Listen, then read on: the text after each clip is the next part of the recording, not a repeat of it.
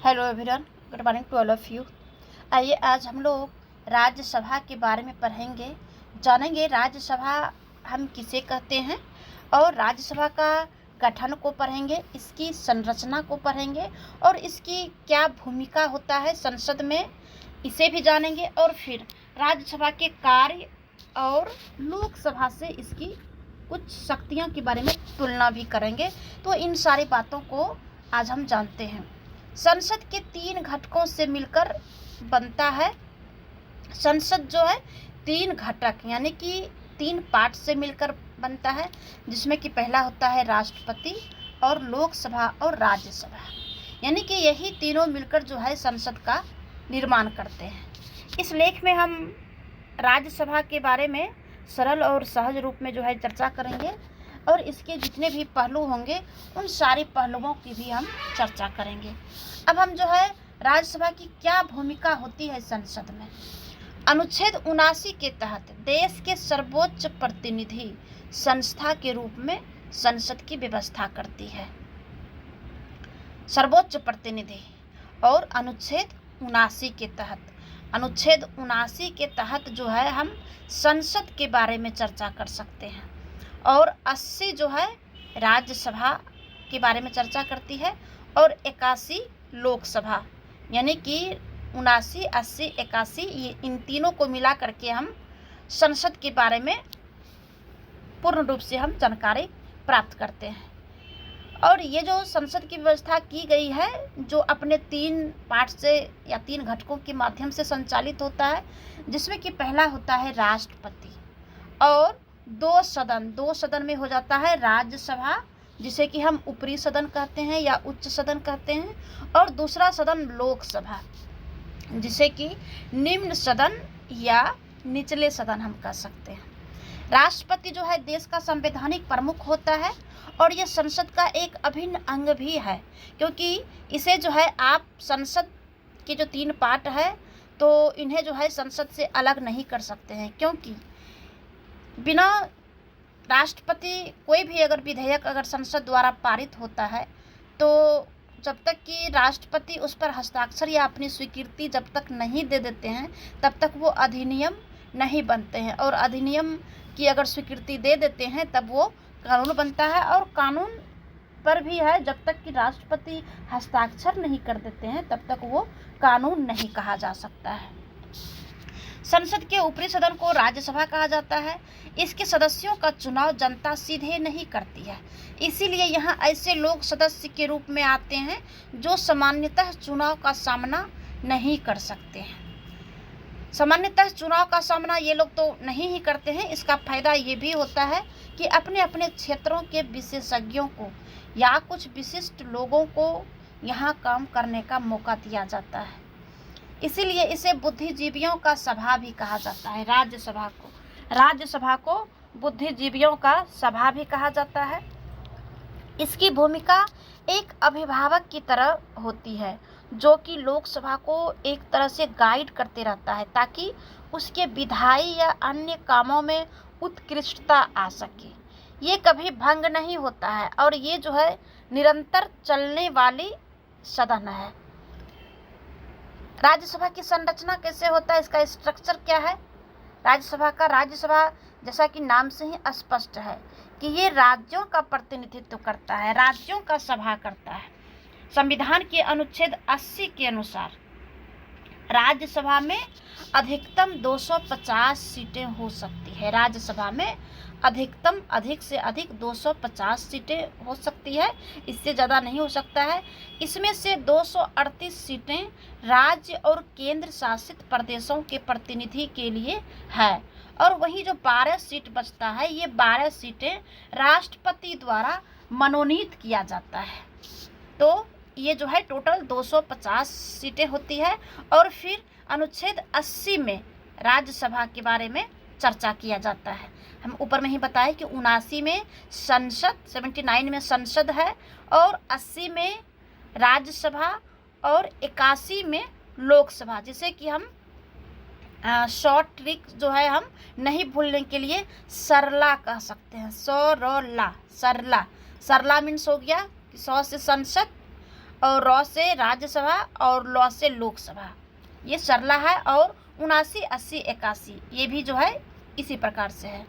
यहाँ पर हम याद रखने वाली बात यह है कि राष्ट्रपति जो है साहित्य, विज्ञान, कला और समाज सेवा के संबंध में विशेष ज्ञान या व्यवहारिक अनुभव रखने वाले व्यक्ति को ही मनोनीत करते हैं। राज्यसभा में जो 12 सीटें मनोनीत किया जाता है राष्ट्रपति के द्वारा, तो ये इन्हें जो है साहित्य, विज्ञान, कला, समाज सेवा के संबंध में विशेष ज्ञान होता है, व्यवहारिक अनुभव भी होता है, और इन्हीं लोगों को जो है 12 सदस्य को राज्यसभा में भेजा जाता है।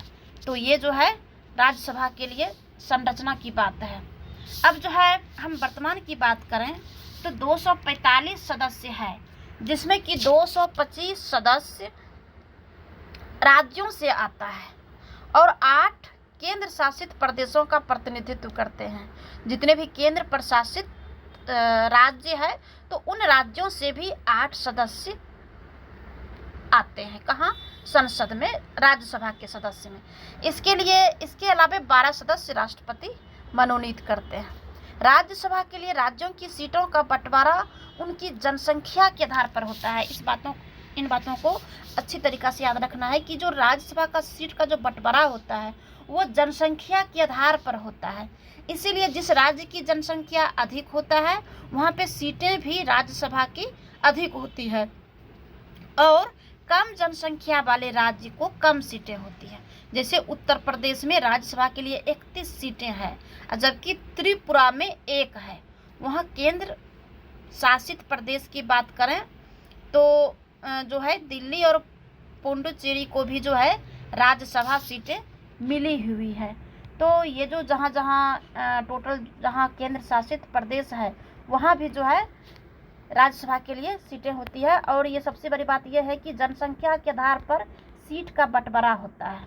इसीलिए जो है दक्षिण क्षेत्र के जितने भी लोग हैं, नेता हैं, उन सब का जो है कभी कभी इसका विरोध भी करते हैं, क्योंकि दक्षिण क्षेत्र के जो लोग होते हैं वो थोड़ा सा ज़्यादा जो है पढ़े लिखे और फिर जनसंख्या के मामले में जो है कम होता है। तो उन लोगों का कहना रहता है कि जो है जनसंख्या तो कम होना ही चाहिए, और फिर जहाँ जनसंख्या कम है वहाँ पे सीटें कम होगी, तो ये जो है अच्छी बात नहीं है। ये उन लोगों का जो है हमेशा कहना होता है। ये जम्मू कश्मीर भी केंद्र शासित प्रदेश है, और फिर जैसा कि हम लोग जानते हैं कि जम्मू कश्मीर से 370 जो अनुच्छेद था वो हट चुका है। अब वो जो है केंद्र के हाथ में आ गया है, केंद्र प्रशासित हो गया है, और कुछ दिनों के बाद जो है केंद्र प्रशासित भी हट जाएगा, क्योंकि वहाँ पर विधानसभा का चुनाव होगा और वहाँ पे मुख्यमंत्री बनेंगे, राज्यपाल बनेंगे, जैसे कि अदर स्टेट में होता है। और केंद्र के हमें लगता है कि केंद्र प्रशासित जो है नहीं रह जाएगा, जैसा कि 370 हटा है तो उसे जो है इसी प्रकार से होगा। उसके पास जो है राज्यसभा की 4 सीटें हैं केंद्र प्रशासित के ये जम्मू कश्मीर में। अब इसकी भी गिनती केंद्र शासित प्रदेश में होगा। इसके अलावा जो अन्य केंद्र शासित प्रदेश है उसे राज्यसभा में इसलिए प्रतिनिधित्व नहीं मिला है क्योंकि इन प्रदेशों की जनसंख्या बहुत ही कम है।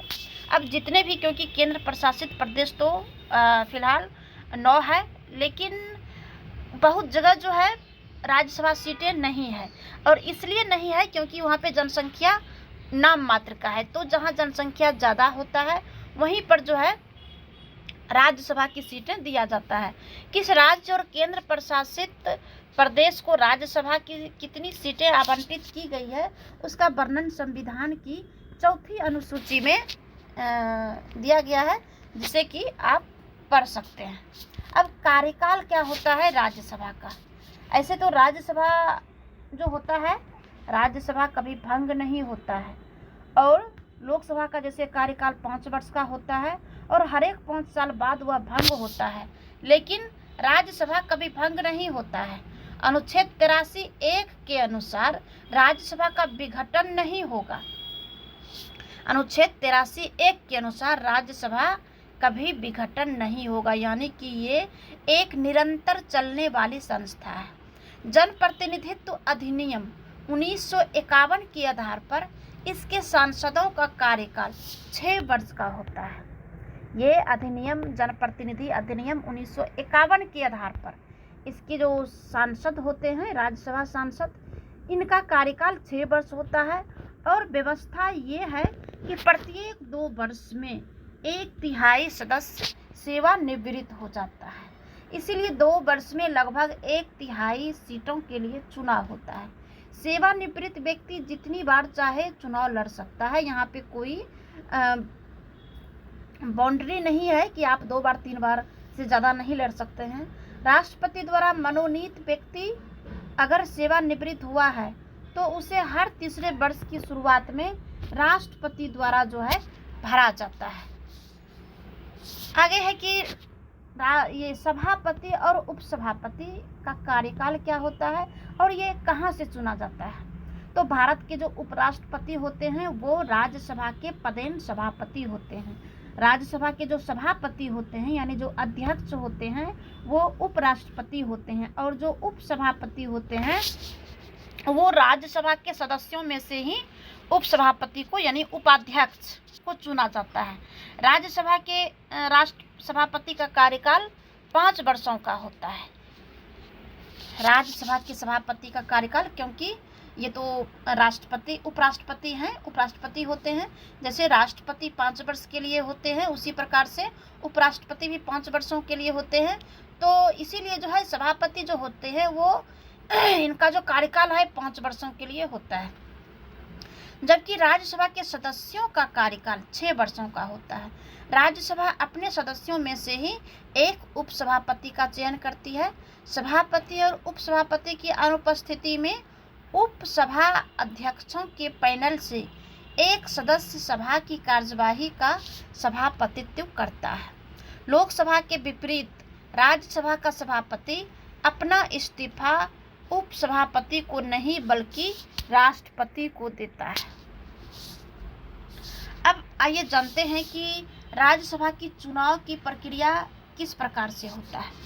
अनुच्छेद 80(4) के अनुसार, क्योंकि राज्यसभा तो अनुच्छेद 80 में दिया गया है, राज्यसभा में प्रत्येक राज्य के प्रतिनिधियों का निर्वाचन उस राज्य की विधानसभा के निर्वाचित सदस्यों द्वारा अनुपातिक प्रतिनिधित्व पद्धति के अनुसार एकल संक्रमणीय मत द्वारा किया जाता है। दूसरे शब्दों में हम कह सकते हैं कि राज्यसभा के सदस्यों का निर्वाचन राज्य विधानसभा के निर्वाचित सदस्य करते हैं, जैसे कि निर्वाचक मंडल कहा जाता है। इसे निर्वाचक मंडल कहा जाता है। यानी कि राज्यसभा जैसे लोकसभा के सदस्य को आम जनता जो है वोट देके चुनते हैं, वैसे जो है राज्यसभा का चुनाव नहीं होता है। हम जिसे चुने, जैसे हम लोग विधायक को चुनते हैं, तो यही विधायक जो है राज्यसभा के सदस्य को चुनते हैं। राज्यसभा के चुनाव के लिए जो है इसके लिए भी वोट होता है और वोटिंग के तहत जो है राज्यसभा के सदस्य का चुनाव होता है। अब आइए हम जानते हैं राज्यसभा की विशेष शक्तियां को। अब क्या शक्तियां हैं राज्यसभा को, क्या क्या शक्तियां जो है दिया गया है संविधान में, तो उसके बारे में जो है जानते हैं। संघीय चरित्र होने के कारण राज्यसभा को 2 विशेष शक्तियां प्राप्त है। ये विशेष शक्तियां प्राप्त है जो कि लोकसभा के पास नहीं है। अब ऐसी कौन सी विशेष शक्तियां हैं जो कि लोकसभा के पास में नहीं है, सिर्फ राज्यसभा के पास में है?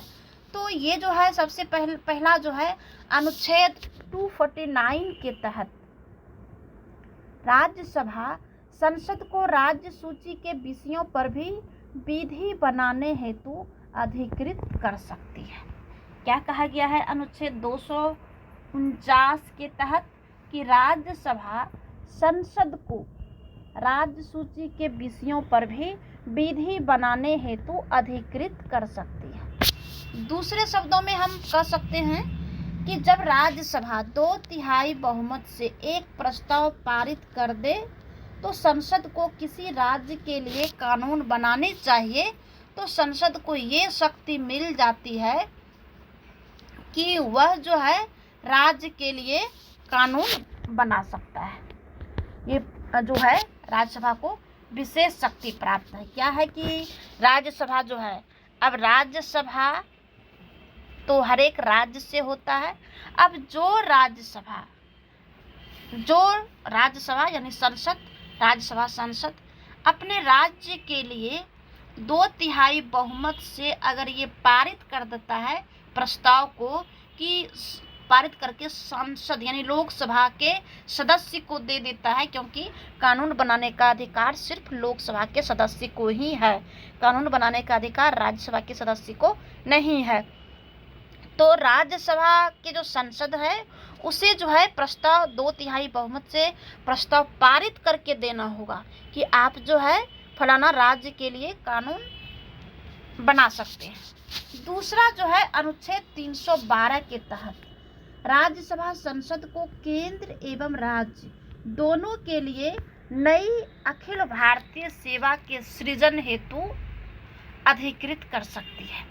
अब जो अखिल भारतीय सेवा होते हैं, ये अखिल भारतीय सेवाओं के लिए विधि बनाने का ये जो है पद सृजन के लिए जो है ये अधिकृत कर सकते हैं। ये भी जो है अधिकृत करेंगे लोकसभा को ही।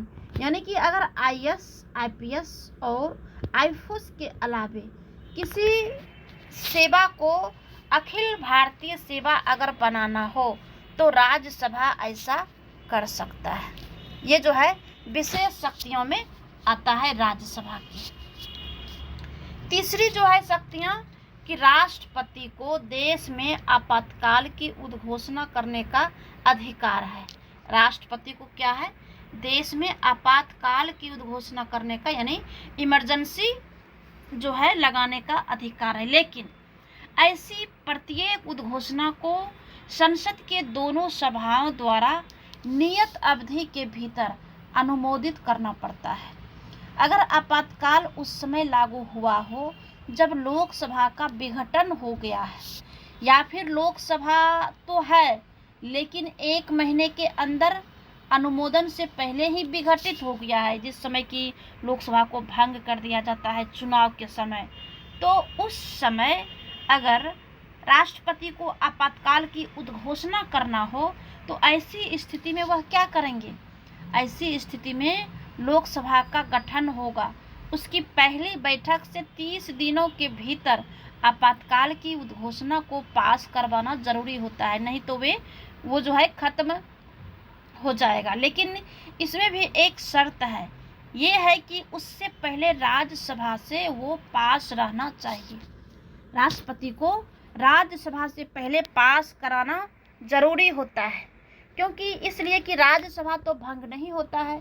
जैसे लोकसभा का कार्यकाल अगर 5 साल हो गया तो उसे जो है भंग कर दिया जाता है, उसकी सारी शक्तियां जो है समाप्त हो जाती है, वो सदस्य भी नहीं रहते हैं। लेकिन अगर राष्ट्रपति को आपातकाल की घोषणा करना है तो सबसे पहले वो राज्यसभा में उसे जो है पारित करना पड़ेगा, और राज्यसभा में अगर पारित हो जाता है तब वो लोकसभा का गठन करके वो जो है कर सकते हैं।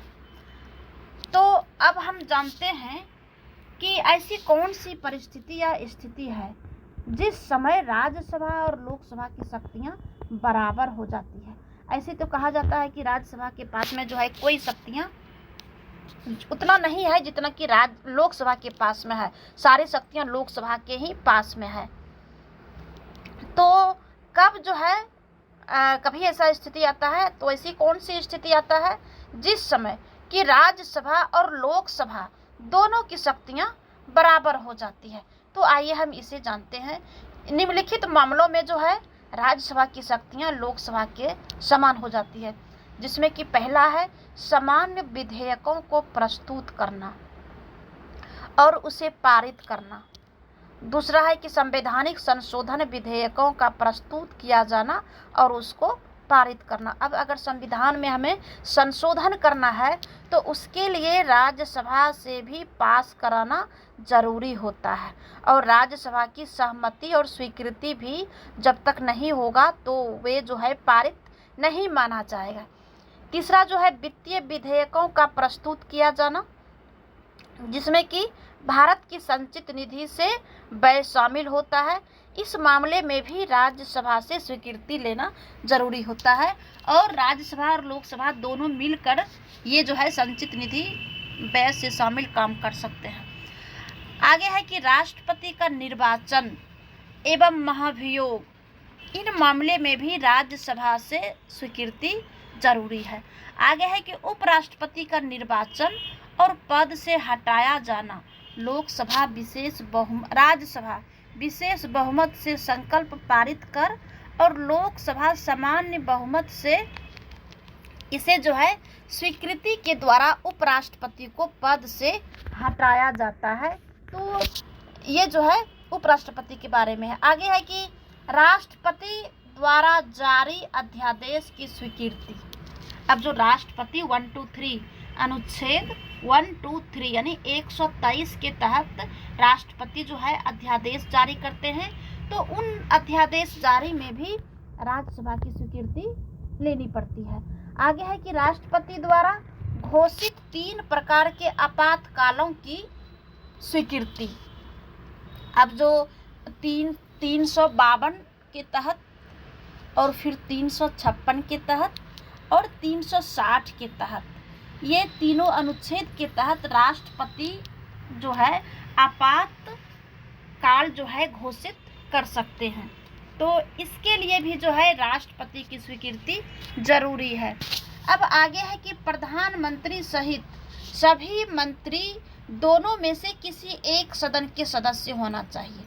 हालांकि वे जो होते हैं केवल लोकसभा के प्रति ही उत्तरदायी होते हैं, लेकिन जो प्रधानमंत्री जो बनेंगे, प्रधानमंत्री हो या कोई अन्य मंत्री अगर बन रहे हैं, तो उन्हें जो है लोकसभा का सदस्य या फिर राज्यसभा का सदस्य भी होना पड़ता है।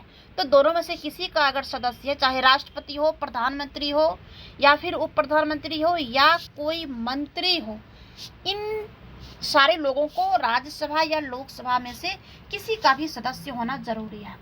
आगे है कि संवैधानिक इकाइयां जैसे वित्त आयोग, संघ लोक सेवा आयोग, नियंत्रक एवं महालेखा परीक्षक जिसे कि सीएजी कहते हैं, आदि की रिपोर्ट पर अगर विचार करना हो तो ये दोनों सदस्य जो है विचार करेंगे बराबर रूप से।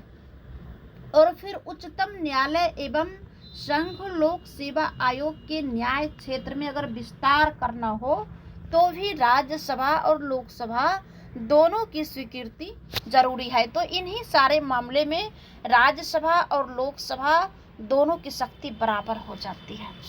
अब आइए जानते हैं कि ऐसी कौन सी स्थिति है जिसमें कि राज्यसभा और लोकसभा की शक्ति बराबर नहीं होती है, किसी को ज़्यादा और किसी को कम। तो निम्नलिखित मामलों में राज्यसभा की शक्तियां और स्थिति लोकसभा से असमान है, जिसमें कि पहला है कि अगर धन विधेयक को सिर्फ लोकसभा में प्रस्तुत किया जाता है, अगर धन विधेयक को प्रस्तुत करना है तो ये सिर्फ लोकसभा में होता है, राज्यसभा में नहीं। राज्यसभा धन विधेयक को अस्वीकृत या संशोधित नहीं कर सकती। उसे धन विधेयक को सिफारिश या बिना सिफारिश के 14 दिन के भीतर लोकसभा को लौटाना अनिवार्य होता है। लोकसभा राज्यसभा की सिफारिशों को स्वीकार या अस्वीकार कर सकती है। यदि अस्वीकार भी करती है तब भी इसे दोनों सदनों से स्वीकृत मान लिया जाता है। तो यहाँ पर जो है धन विधेयक के मामले में लोकसभा से राज्यसभा को कम शक्तियाँ प्राप्त है, यानी नहीं के बराबर है। दूसरा जो है वित्त विधेयक की अगर हम बात करें तो इसे सिर्फ लोकसभा में प्रस्तुत किया जाता है, लेकिन इसे पारित करने के मामले में लोकसभा और राज्यसभा दोनों की शक्तियाँ समान होता है। तो ये भी जो है राज्यसभा और लोकसभा की शक्तियों में असमानता दिखाई देता है। आगे है कि कोई विधेयक धन विधेयक है या नहीं, ये तय करने की शक्ति जो है या अंतिम शक्ति सिर्फ लोकसभा अध्यक्ष के पास है, राज्यसभा के पास नहीं है। आगे है कि दोनों सदनों की संयुक्त बैठक की अध्यक्षता लोकसभा अध्यक्ष द्वारा किया जाता है। उसमें अगर रोज राज्यसभा और लोकसभा दोनों को संयुक्त बैठक कराना है तो इसकी जो अध्यक्षता करेंगे स्पीकर करेंगे, यानी लोकसभा अध्यक्ष करेंगे। इसमें जो है राज्यसभा की कहीं भी कोई भूमिका नहीं रहती है। आगे है कि राज्यसभा सिर्फ बजट पर चर्चा कर सकती है, उसके अनुदान मांगों पर मतदान नहीं कर सकती है। आगे है राष्ट्रीय आपातकाल समाप्त करने का संकल्प लोकसभा द्वारा ही पारित किया जाता है। फिर आगे है कि राज्यसभा जो है अविश्वास प्रस्ताव पारित कर मंत्री परिषद को हटा नहीं सकती है। ऐसा इसलिए क्योंकि मंत्री परिषद जो होते हैं उसका जो सामूहिक रूप से वह लोकसभा के प्रति उत्तरदायी होते हैं, लेकिन राज्यसभा सरकार की नीतियों और कार्यों पर चर्चा कर सकती है और उसकी आलोचना कर सकती है। और फिर ये जो है राज्यसभा के बारे में जो है हम लोग विस्तार से चर्चा किए। धन्यवाद।